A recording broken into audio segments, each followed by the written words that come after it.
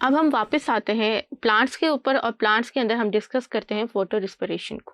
Photo respiration को आप लोगों ने इस तरह देखना है कि एज द नेम शो कि फोटो मीन्स लाइट और रिस्पिरेशन मीन्स कि जो है वो प्रोडक्शन ऑफ कार्बन डाइऑक्साइड। इसके अंदर हम एनर्जी प्रोड्यूस नहीं होती, लेकिन नॉर्मल रिस्पिरेशन और फोटो रिस्पिरेशन के अंदर जो मेन डिफरेंस यही है कि फोटो रिस्पिरेशन के अंदर जो है वो एनर्जी प्रोड्यूस नहीं होगी, जबकि क्या प्रोड्यूस होगा, कार्बन डाइऑक्साइड प्रोड्यूस होगा, जो कि लेटर ऑन प्लांट्स यूज करेंगे फॉर द फोटोसिंथेसिस।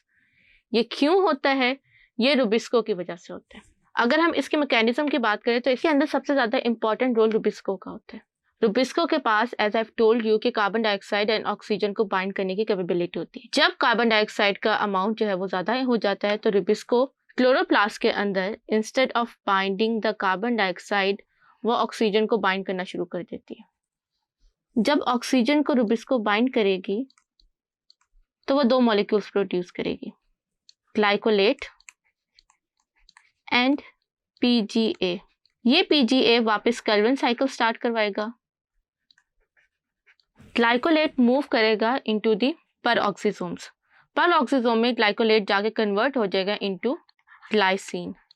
ये ग्लाइसिन फिर फर्दर मूव करेगा इनटू दी माइटोकॉन्ड्रिया और माइटोकॉन्ड्रिया में ग्लाइसिन जाके कन्वर्ट हो जाएगा into serine plus carbon dioxide.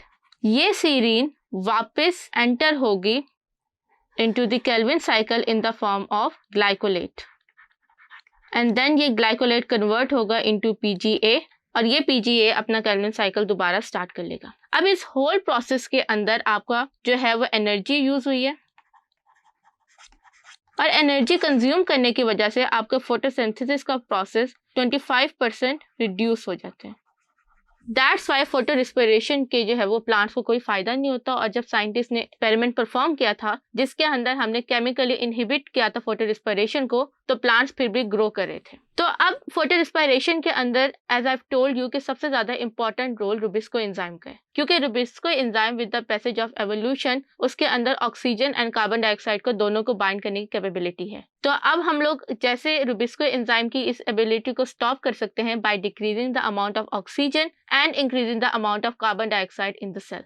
अब ये कैसे होगा, इस मैकेनिज्म के लिए प्लांट्स ने एक न्यू मेथड अडेप्ट किया, that is the C4 pathway. C4 pathway के अंदर प्लांट्स जो है वो केल्विन साइकिल के अलावा एक और पाथवे इंट्रोड्यूस करते हैं और इस पाथवे को हम लोग हैच-स्लैक पाथवे भी कहते हैं। इस पाथवे के अंदर कार्बन डाइऑक्साइड जैसे ही एंटर होगी, ये फॉस्फोइनोल पायरुवेट इसको एक्सेप्ट करेगा और इसको कन्वर्ट कर लेगा into oxaloacetate. That's why oxaloacetate, क्योंकि 4 कार्बन कंपाउंड है, दैट्स वाई इसको हम C4 पाथवे भी कहते हैं। प्लांट्स जैसे ही carbon dioxide C4 pathway phosphoenol pyruvate के साथ रिएक्ट करेगा, वो ऑक्सैलोएसीटेट बनाएगा।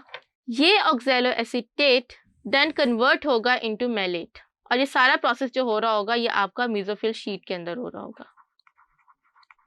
ये मैलेट जो है ये रिलीज करेगा carbon dioxide and phosphoenol pyruvate. Phosphoenol pyruvate दोबारा से एक्सेप्ट करने के लिए कार्बन डाइऑक्साइड को वापस चला जाएगा मेसोफिल शीट में और ये कार्बन डाइऑक्साइड जो है ये बंडल शीट के अंदर वापस आ जाएगी और वहां पे ये केल्विन साइकिल का प्रोसेस स्टार्ट कर रही हो। इसकी वजह से जो प्लांट्स हैं, जो ट्रॉपिकल रीजन के प्लांट्स हैं मोस्टली, जिसको हम लोग शुगर केन कहते हैं, सॉर्गम कहते हैं, तो इन प्लांट्स के लिए चूंकि हॉट ड्राई रीजन के अंदर जो था वो काम करना और एनर्जी को रिस्टोर करना by increasing the amount of photosynthesis, ये पॉसिबल हुआ। यहाँ आपने याद रखना है कि जो C4 प्लांट्स होते हैं वो C4 पाथवे और C3 पाथवे दोनों को फॉलो कर रहे होते हैं। जैसे आपको नजर आ रहा होगा कि केल्विन साइकिल C3 पाथवे है, जबकि ये वाला जो प्रोसेस है ये हमारा C4 पाथवे है। इसके साथ ही हमारा चैप्टर जो है वो कंप्लीट हुआ। आई होप आपको आज के बताए हुए टॉपिक्स अच्छे से समझ आ गए होंगे।